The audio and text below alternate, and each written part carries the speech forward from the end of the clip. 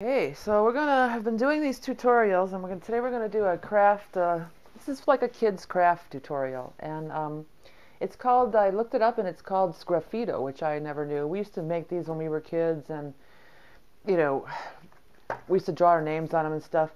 What you're gonna need, basically, the most important thing is obviously you're gonna need some crayons. So you need crayons and some paper. The rest of the stuff is not that important. Really, you need crayons and paper. I went ahead and did it. This is just plain old like computer paper that you would have around the house anyway. It probably is better if you have some like cardstock around, but I figured most people don't really have cardstock around all the time. So you might have just paper. There's a few different ways to do this, and it's a fun thing for kids to do, and it's going to depend a lot, I think, too. I like to put my crayons out so I can really see what colors I have. It's going to depend on, how the age of your children, too. That's going to be a factor in how detailed you want to get with it. You could just do like a half sheet of paper and like this with a little border. And you might want to like lay a piece of paper underneath of it, too, so you don't get it all over the place. Or you can draw shapes, which is what I've done here. I've got a rectangle, a circle, a square, a triangle, a little poofy cloud shape, a larger circle, smaller circle. So you can do that. And how I've done these are just tracing things around the house. This is like a lid to a spray can lid, and it's just different things around the house that you could trace. So you can have them trace their shapes first if you want, or if you just want to do like straight artwork, you would maybe do something like this. I've not completed this one. Now what you got to do first is fill in with different colors. Light colors is probably better. These are a few examples how I've done this. You could either just do, like this would be one option, twirly or straight lines like this, or you can do just all sorts of different colors in any way. And then this one is like just how we used to do it, just loose, whatever. All you have to do is make sure you get this entire area filled in. So I'm going to go ahead, I've already done a green. Let's find some other light colors. You might want to separate light colors so the younger kids get that you're only supposed to use the light colors. So I'm even going out a little bit out of the lines, but actually this bottom part really matters not much because it's going to be covered up, and then there's going to be other colors coming through. So the neatness factor, not a big deal. And you can go crazy. You can go this way, you can go this way, you could be sloppy. The only part is you want to put a nice thick layer. You don't want to do the real light shading. You want to really push down, coat it, and get the whole thing covered. That is the objective here. So I'm not going to finish this, but what you would do is finish this whole square. I'm going to go ahead and move to some of our completed ones already. So let's go ahead, and I'm going to do this square. We're not going to be able to demonstrate them all of them on camera. And I want my black. You can also just use a real dark color, like one of these dark purples. But you're going to need a dark color to go over the light. I suppose you could do it in reverse too. I mean, you could probably do dark colors with a light on top, but you're not going to see as much contrast between. I'm just going to use a blank spot. You don't see the contrast. Whereas with these brighter colors, you can really see a nice contrast. So I'm going to go ahead. We're going to do the square on live. So here I'm going to take my black, and then I'm just going to go right over it, right over all those colors, make a nice, good coating on it. And this is all time consuming, so this is kind of a good thing if you're wanting to kill time with the kids and you've got something to do, and it's like you can have them coloring for a while. I'm moving pretty fast, but obviously maybe with kids they might not move as fast. So here I am coloring away. I'm going to get this all colored. Yeah, we used to make these all the time when I was a kid. It was a fun project. The only problem is too, you use all your black, so then you may want to use the dark purple or a different color, and that's actually going to probably have a nice effect using these different colors other than just the black. But today we're going to go this is the way I learned as a kid to do it, and we're just going to go black all the way around. Okay, so I'm going to do another quick go, and you don't want to see any of that color underneath. That's the key to this. So here I go. I got a couple spots over here. I'm going to try to get that nice and filled in, and I'm pushing really hard too. This is no light. You can see how hard I'm pushing. The crayon is coming off.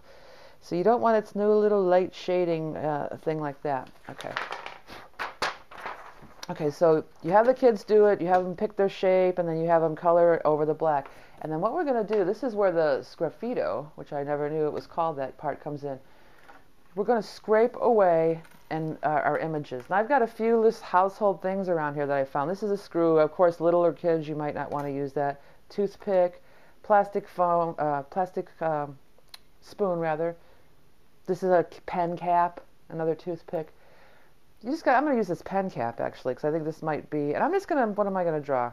I think I'm just going to draw a happy face. Let's try a happy face with the pen cap. Okay, so here I go. I'm going to make my circle, and then I'm going to make a mouth and 2 eyes, and everything's a different color. And if you use different things, you're going to get different textures. Like I'm going to try now using the side of this spoon. I think it's going to give me a thicker line. Maybe I'm going to make this into a little happy flower instead of just a happy face. So I'm going to draw little circles coming out of my happy face. And I'm going to flip it over and maybe try this way.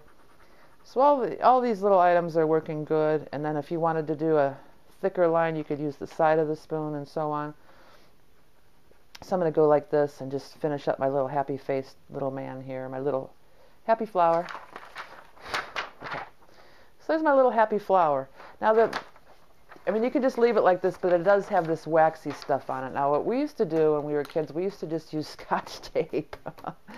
We used to use Scotch tape and go over and over it with Scotch tape. I'm going to go ahead and do a Scotch tape one. I mean, because you want to, it's almost like you're trying to laminate it. This is after you come up with your final picture and you're sure you like the way it looks and it's really the way you like it, and you go over it with Scotch tape. And that kind of laminates it, that kind of protects it. Maybe I won't be able to finish this. But at any rate, and I also, I'm going to finish it up. Okay, so now it's got a nice shiny finish on it. These are really inexpensive too. So you could just use this packing tape in one piece, and maybe you're going to have to help the kids with that. The next step here then, if you don't have cardstock to begin with, which would probably be the best because then it won't rip and everything. So this is what I've done with the paper, and I'm going to go ahead and cut it out. Then what I would do is any kind of cardboard will do. You don't really have to have fancy cardstock around or whatever. An old box of mac and cheese or something you can use, because it's going to be the back of it and it really is not going to matter that much. I just cut off the corner. You'll want to be more careful when you're cutting it, and I'm going to go ahead and cut it like this. But what I would do probably is, here's your glue stick or Elmer's glue. Cut out a piece of cardboard the right size that you want it.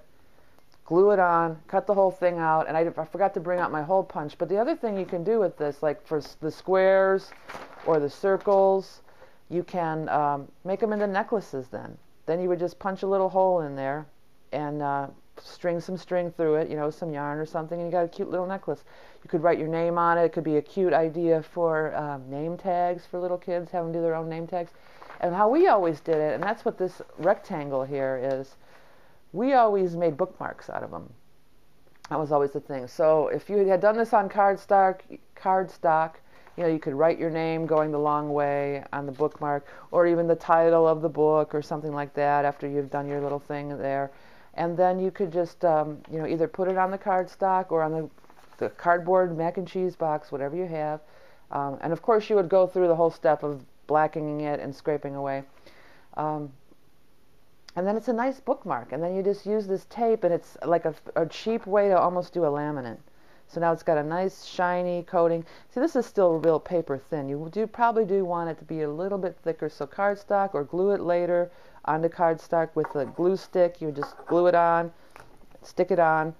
And these are just some variations. These are going to give you different variations as you're scraping off. You can do a twirly thing like this. And then this one, this bigger one, this could just be like art, a refrigerator art or something.